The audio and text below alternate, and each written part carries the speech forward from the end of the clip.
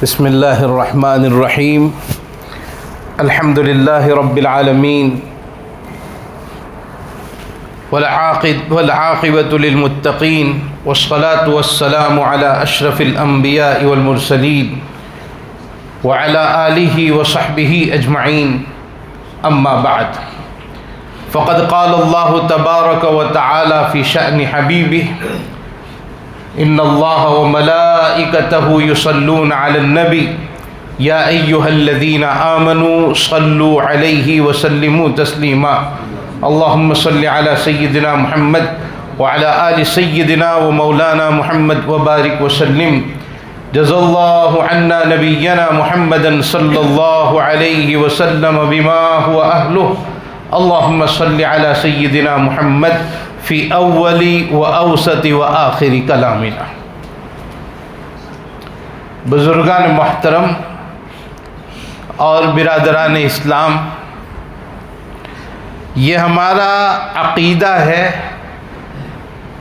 کہ اللہ تعالیٰ سب سے زیادہ سچے ہیں، اللہ سے بڑھ کر کوئی سچا نہیں ہو سکتا۔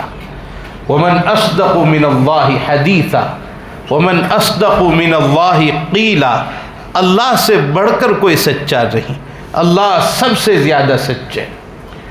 اس سچے اللہ نے قرآن کریم میں یہ بات ارشاد فرمائی ہے، ادعونی استجب لکم، مجھے پکارو، دعا مجھ سے کرو، میں تمہاری دعا قبول کروں گا۔ وَإِذَا سَأَلَكَ عِبَادِي عَنِّي فَإِنِّي قَرِيبٌ اجیب دعوت الداعی اذا دعان، میں بندوں کے بالکل قریب رہتا ہوں اور پکارنے والوں کی پکار کو میں سنتا ہوں۔ اللہ تعالیٰ فرماتے ہیں مجھ سے مانگو، میں دینے کے لیے تیار۔ لیکن ہم یہ دیکھتے ہیں کہ بہت مرتبہ ہم نے دعائیں کی اور ہماری دعا قبول نہیں ہوئی۔ تو اللہ تو اپنے کلام میں سچے ہیں، اس میں کوئی شک نہیں۔ اگر میری اور آپ کی دعا قبول نہیں ہوتی تو یقیناً ہمارے مانگنے میں کمی ہوگی۔ اس کمی کو اگر ہم سدھار لیں تو اللہ تو سچے ہیں، اللہ کی بات بدلتی نہیں ہے۔ لا یبدل القول لدی، اللہ فرماتے ہیں ہماری باتیں بدلا نہیں کرتی، ہم جو کہہ دیتے ہیں وہ پتھر کی لکیر ویسا ہی ہوتا ہے جو اللہ فرماتے ہیں۔ اللہ اپنی بات میں کتنے مضبوط ہیں کہ معراج کی رات میں سرکار دو عالم صلی اللہ تعالی علیہ وسلم جب اللہ تعالیٰ سے ہم کلام ہوئے اور اللہ تعالیٰ نے ہدیے کے طور پر 50 نمازیں عطا فرمائی اور واپس ہو رہے تھے اور حضرت موسیٰ علیہ السلام سے ملاقات ہوئی اور پوچھا کہ کیا لے کر آئے ہو؟ کہا امت کے لیے 50 نمازیں لے کر آیا ہوں۔ حضرت موسیٰ نے درخواست کی واپس جائیے، آپ کی امت 50 نمازیں نہیں پڑھے گی، میں دنیا میں میری اپنی امت کا تجربہ کر کے آیا ہوں، 50 نمازیں لوگ نہیں پڑھیں گے۔ آپ اللہ سے تخفیف کا سوال کیجئے، کچھ نمازیں کم کروا لیجئے۔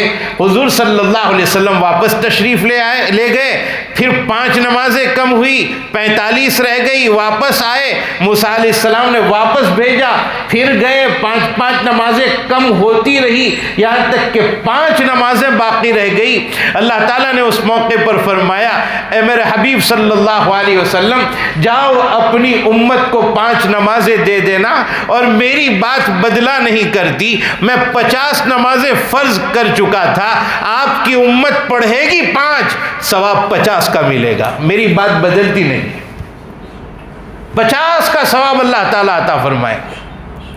تو اللہ کی بات بدلتی نہیں ہے، اللہ جو کہہ دے وہ اٹل ہے، وہی فیصلہ ہے، وہی پتھر کی لکیر ہے، جو کہہ دیا وہی کرتے ہیں۔ اللہ نے کہا ہے مجھ سے مانگو، میں دعا قبول کرنے کے لیے تیار، میں تمہارے قریب ہوں، تمہاری پکار کو سنتا ہوں۔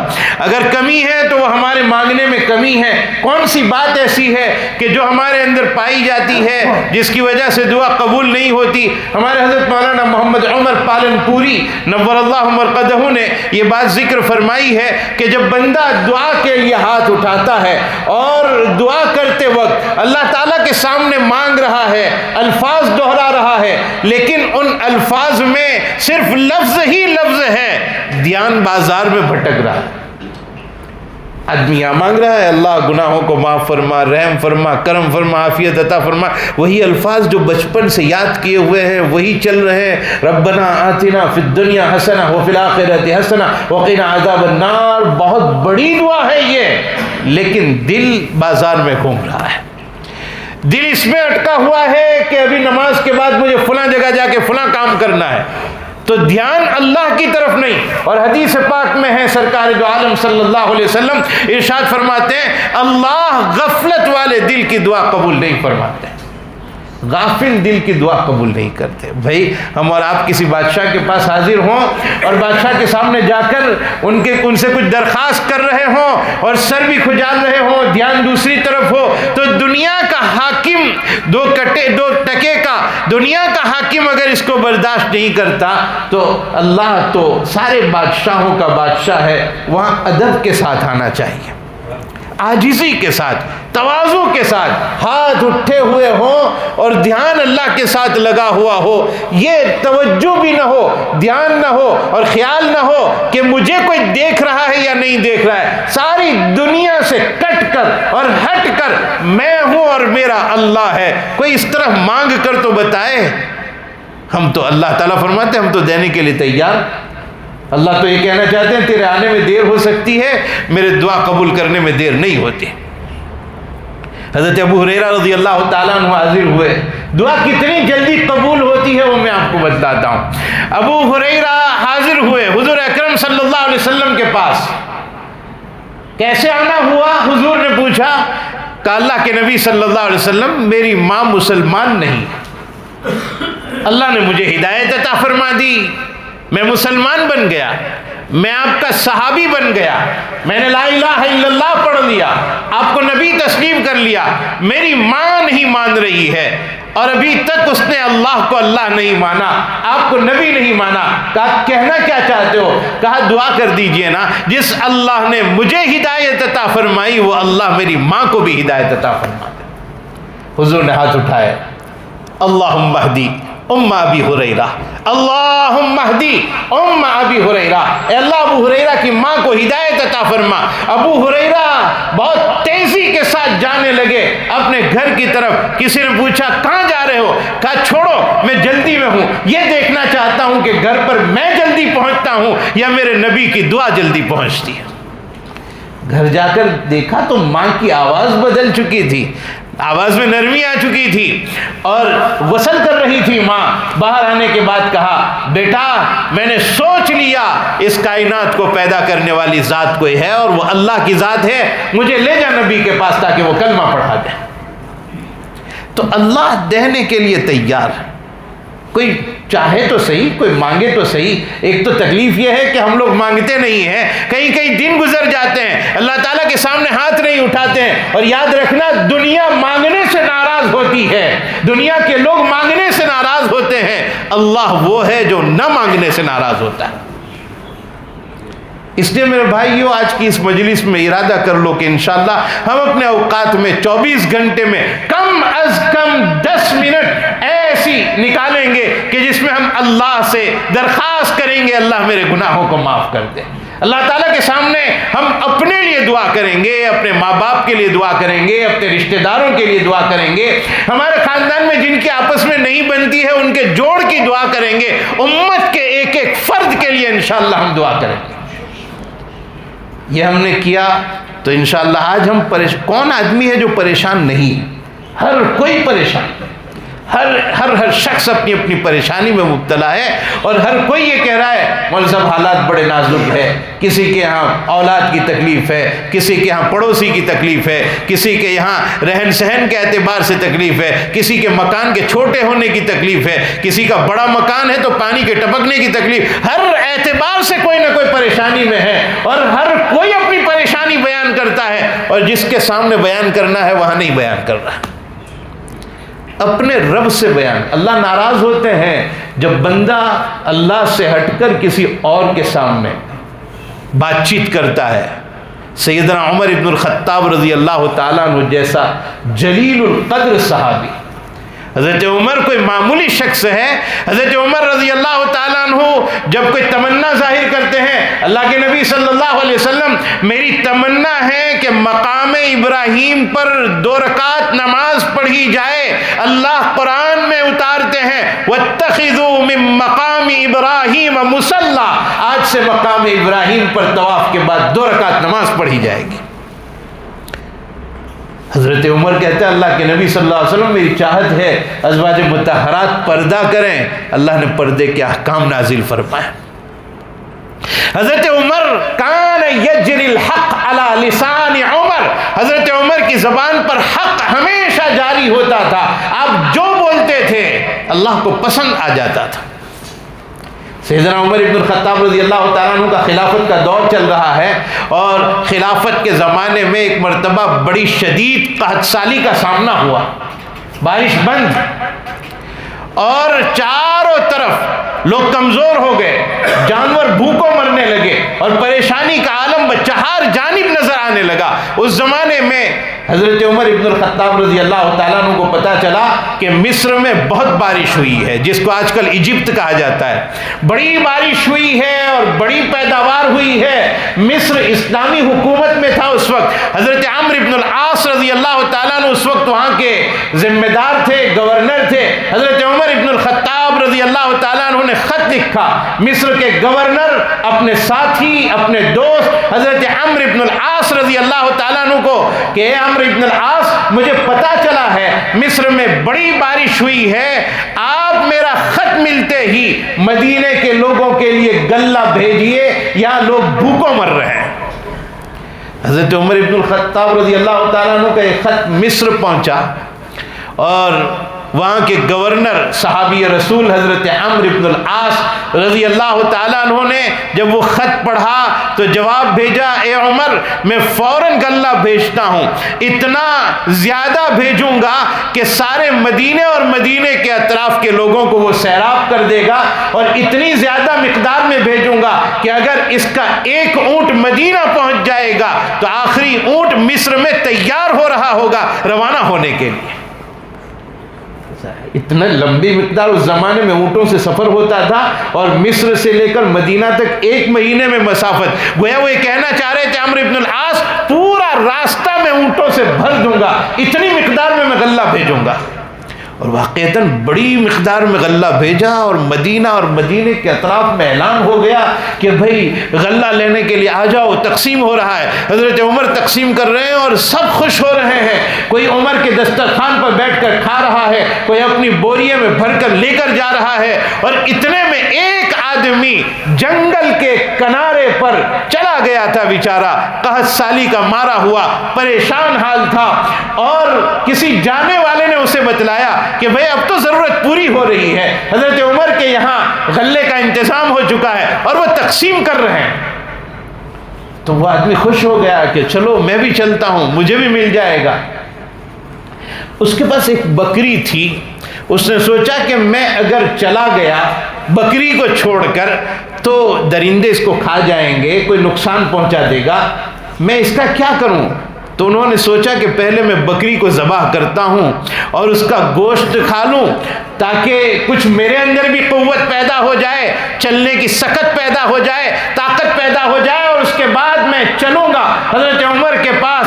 لیکن انہوں نے جیسے ہی بکری ذبح کی آنکھوں سے پانی نکل آیا, آنسو نکل آئے. اس بات پر رونا آ گیا کہ جب جانور کو ذبح کیا جاتا ہے خون کا فوارہ چھوٹتا ہے, اس اللہ کے بندے نے جب بکری کو ذبح کیا ایک قطرہ خون کا اس کے اندر سے نہیں نکلا.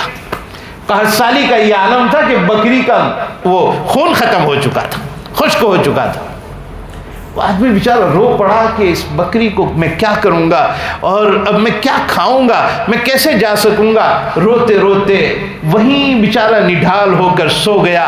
آنکھ لگ گئی اور خواب میں سرکار دو عالم صلی اللہ علیہ وسلم کا دیدار ہوا, اور حضور اکرم صلی اللہ علیہ وسلم فرماتے ہیں اے اللہ کے بندے بیدار ہو جاؤ, جاؤ مدینہ پہنچ جاؤ, اور عمر ابن الخطاب کو جا کر کہنا عمر میں تو تمہیں بڑا عقل مند سمجھ رہا تھا, میرا پیغام پہنچاؤ.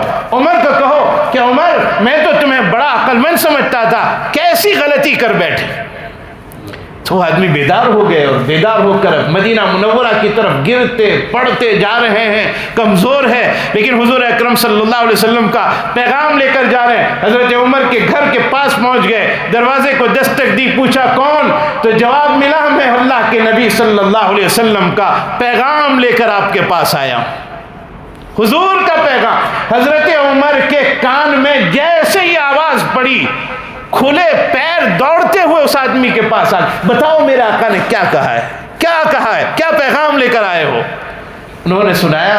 حضور صلی اللہ علیہ وسلم نے کہا عمر میں تو تمہیں بڑا ہوشیار سمجھتا تھا، کیسی غلطی کر بیٹھے۔ حضرت عمر پریشان ہو گئے، بڑے بڑے علماء کو جمع کیا، صحابہ کو جمع کیا اور لوگوں کو جمع کر کے کہنے لگے، عمر ابن الخطاب رضی اللہ تعالیٰ عنہ، اے لوگوں میں تم سے کہا کرتا ہوں میری غلطی ہو جائے مجھے بتلا دیا کرو، میری غلطی ہو جائے مجھے روک دیا کرو، مجھے ٹوک دیا کرو، مجھ سے یقیناً کوئی غلطی ہوئی ہے اور تم لوگوں نے میری غلطی نہیں بتلائی۔ سارے لوگ سوچ رہے ہیں عمر سے کیا غلطی ہوئی، عمر سے کیا غلطی ہوئی، کون سی ایسی مسٹیک ہو گئی کہ اللہ کے نبی صلی اللہ علیہ وسلم ناراض ہو گئے؟ کسی کے سمجھ میں نہیں آ رہا۔ ایک صحابی اخیر میں بیٹھے ہوئے تھے، انہوں نے کھڑے ہو کر کہا عمر ایک غلطی مجھے سمجھ میں آئی، ایک غلطی مجھے سمجھ میں آئی۔ کہا بولو بولو جلدی بولو، کون سی غلطی ہوئی ہے؟ میں معافی مانگ لوں گا اللہ تعالیٰ سے، میرا نبی مجھ سے راضی ہو جائے گا۔ وہ صحابی کہنے لگے عمر حضور یہ بتلانا چاہتے ہیں کہ عمر کو جا کر یہ کہہ دو کہ قحط سالی کے موقع پر اللہ سے مانگنا چاہیے تھا، مصر خط نہیں لکھنا چاہیے تھا، اللہ سے سوال کرنا چاہیے تھا۔ حضرت عمر کو فوراً سمجھ میں آ گیا اور زار و قطار رو رہے ہیں اور اللہ تعالیٰ سے دعا کر رہے ہیں، اے اللہ میری غلطی ہو گئی، میرے نبی کو مجھ سے راضی کر دے، اے اللہ میری غلطی ہو گئی، میرے نبی کو مجھ سے راضی کر دے۔ اور میرے بھائیوں یہ تو بڑے لوگ تھے، بڑے لوگ تھے، بڑے لوگوں کی جلدی پکڑ ہو جاتی ہے۔ آج دنیا میں ہم لوگ جیتے ہیں، صبح سے شام تک کتنے جملے ایسے بولتے ہیں کہ جس میں اللہ ناراض ہو جائے، اللہ ناراض ہو جائے، لیکن اللہ ہمارے حال پر رحم فرمائے۔ ہم نے اللہ سے مانگنا چھوڑ دیا ہے۔ حضرت عمر کی ایک ذرا سی غلطی ہو گئی، انہیں تنبیہ کر دی گئی۔ میرے بھائیوں اس سے ہمیں سبق ملتا ہے، صرف اللہ کے سامنے اپنی فریاد رکھی جائے۔ ہم کمزور لوگ ہیں، بے بس لوگ ہیں، ہمیں کچھ نہیں ہے ہمارے پاس، ہم طاقت کے اعتبار سے بالکل کمزور ہیں۔ اللہ کے پاس ہے خزانہ طاقت کا، اللہ سے مانگیں، اے اللہ ہماری ضرورتوں کو پورا فرمائیے۔ اور پھر اگر یہ مانگنا رات کی تنہائیوں میں ہو، تنہائی میں تہجد کے وقت میں ہو۔ حضرت عمر رضی اللہ تعالیٰ نے ایک مرتبہ راستہ چل رہے تھے رات کے سناٹے میں، آخری پہر میں، اور ایک گھر سے آواز آ رہی تھی، اے اللہ تو نے بلایا میں آ گیا، اے اللہ تو نے بلایا میں حاضر ہو گیا، میں آیا ہوں تیرے دربار میں تجھ سے بھیک مانگنے کے لیے، اے اللہ تو نے بلایا۔ بھئی رات کا آخری پہر اللہ پہلے آسمان پر تشریف لاتے ہیں اور اعلان کرتے ہیں کوئی مانگنے والا مانگے میں دینے کے لیے تیار۔ تو وہ گھر سے آواز آ رہی تھی، اے اللہ تیرے بلانے پر میں آ چکا ہوں، اب مجھے دے دیجئے، بخش دیجئے۔ دھیان سے سنا تو عبداللہ ابن مسعود کی آواز آ رہی تھی۔ حضرت عمر نے پوچھا ابن مسعود یہ کیا بول رہے ہو؟ تو ابن مسعود رضی اللہ تعالیٰ عنہ نے کہا بھئی یہی تو وقت ہے جس وقت میں اللہ بلاتے ہیں۔ میں حاضر ہو گیا، اور پھر فرمایا کہ حضرت یوسف علیہ السلام کے بھائیوں نے اپنے والد حضرت یعقوب کو کہا تھا، جب وہ بھائی کی غلطی کھل کر سامنے آ گئی، یوسف مصر کے بادشاہ تھے اور بھائیوں کو احساس ہو گیا ہماری غلطی ہے، تو حضرت یوسف سے معافی مانگ رہے ہیں، حضرت یعقوب سے معافی مانگ رہے ہیں، اور حضرت یعقوب سے کہہ رہے ہیں ابا جان آپ نے تو ہمیں معاف کر دیا، بھائی نے معاف کر دیا، یوسف نے معاف کر دیا، لیکن ہمیں پتہ نہیں اللہ نے معاف کیا ہے یا نہیں۔ آپ ذرا استغفار کریے، اللہ سے درخواست کریے اللہ ہمیں معاف کر دے۔ تو حضرت یعقوب علیہ السلام نے کہا کہ سوف استغفر لکم، میں ان قریب تمہارے لیے دعا کروں گا، مغفرت طلب کروں گا۔ اور روایتوں میں ملتا ہے کہ حضرت یعقوب نے دعا مانگنے کے لیے جمعرات کی رات کا انتخاب کیا، جمعرات کی رات میں، یعنی جمعہ اور جمعرات کے بیچ کی رات میں آدھی رات کے گزرنے کے بعد دعا کا اہتمام کیا، اس سے معلوم ہوتا ہے تہجد میں دعائیں قبول ہوتی ہے، اور وہ تہجد کی رات اگر جمعرات اور جمعہ کے بیچ کی ہو، آدھی رات کے گزرنے کے بعد، تو پھر تو سونے پہ سہاگا لگ جاتا ہے۔ تو میرے بھائیوں، دعاؤں کا بہت اہتمام کیا جائے، بڑا اہتمام۔ ہمارے اکابرین جتنے بڑے بڑے لوگ گزرے ہیں، ان کے اپنے بچپن کے حالات میں جو باتیں خاص طور پر ملتی ہے وہ یہ کہ ہم نے جب ہوش سنبھالا، عمر 8 سال کی ہوئی، 10 سال کی ہوئی، جب ہم چلتے پھرتے ہو گئے اور کسی طرح باتیں سمجھنے لگے، تو وہ حضرات یہ کہتے ہیں جن کو اللہ تعالیٰ نے بڑا مقام دیا ہے کہ ہم نے 8-10 سال کی عمر میں ہر رات میں اپنے ماں باپ کو اللہ کے سامنے روتا ہوا پایا تھا۔ آج ہماری آنکھوں سے آنسو ختم ہو چکے ہیں، ہمارے دل میں نرمی باقی نہیں رہی، ہمارے آنکھوں میں آنسو نہیں آتے، رونا نہیں آتا ہے۔ اور میرے بھائیوں، باہر کے عالم میں اگر ہم اپنے آنکھوں کی حفاظت کریں گے، اللہ کے سامنے رونا آئے گا۔ اکابرین یہ کہتے ہیں، ہمارے بزرگوں نے کہا ہے کہ جب بازار میں، راستوں میں، سڑکوں پر آدمی بدنگاہی کرتا ہے، نامحرم لڑکیوں کو دیکھتا ہے، اللہ کے یہاں جو عذاب ہوگا وہ ہوگا، لیکن دنیا میں اللہ ایسی آنکھوں سے رونے کی طاقت کو چھین لیتے ہیں، انہیں پھر اللہ کے سامنے رونا نہیں آتا۔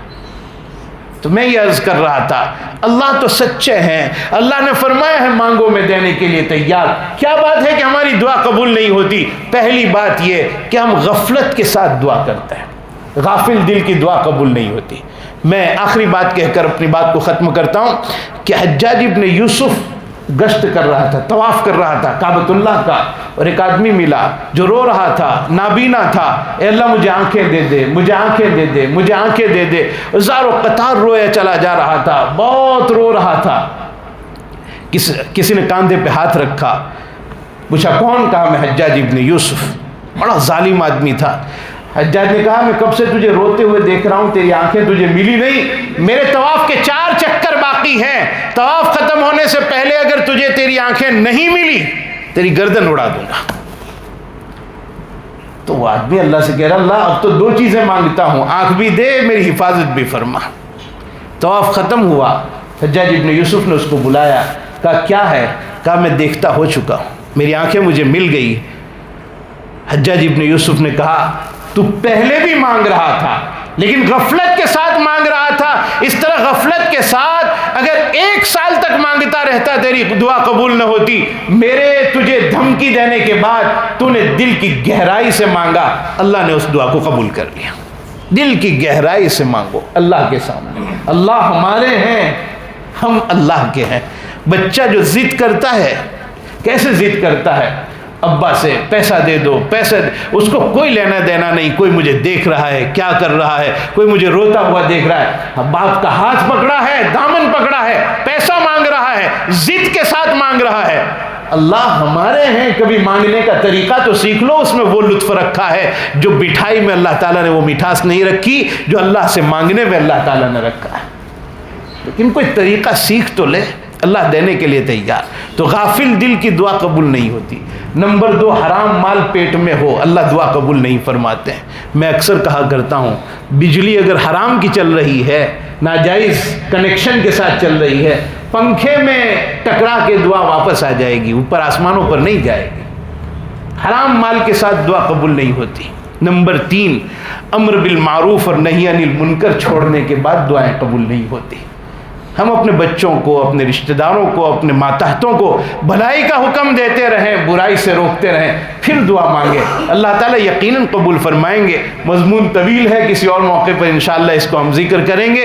بہرحال ایک بات صرف خاص طور پر یہ بتلانا ہے، ہمیں ہمیشہ اللہ سے دعا کرنی ہے، لیکن اس وقت تو ہمیں اللہ سے اتنا مانگنا ہے، اتنا مانگنا ہے، اتنا مانگنا ہے کہ بس اللہ ہمارا بیڑا پار کر دے۔ حالات نازک سے نازک تر ہوتے چلے جا رہے ہیں، ہمارے پاس کچھ نہیں ہے سوائے ایک راستے کے، اور وہ راستہ دعا کا ہے۔ اور یاد رکھنا میرے بھائیوں، ایک ہے میں میرے لیے دعا کروں، میں اپنے بیٹے کے لیے دعا کروں، اپنی بچیوں کے لیے دعا کروں، اللہ قبول فرماتے ہیں۔ لیکن ایک ایسے آدمی کے بارے میں اور آپ دعا کریں جن کو پتہ نہیں ہے کہ میرے لیے کوئی دعا کر رہا ہے. ایسے لوگ جنہیں پتہ ہی نہیں ہے کہ میرے لیے کوئی دعا، جو ہمیں پہچانتے نہیں، ہم ان کو نہیں پہچانتے، ایسی دعا کبھی رد نہیں ہوتی. اللہ جب ہم کسی اور کے لیے مانگیں اس کے بعد اپنے لیے بھی مانگ لیں، جب ان کے لیے قبول ہوگی ہمارے لیے بھی قبول ہو جائے گی. اللہ عمل کرنے کی توفیق عطا فرمائے. یہ دعا ازمن و از جملہ جہاں آمین. بات وآخر دعوانا الحمدللہ.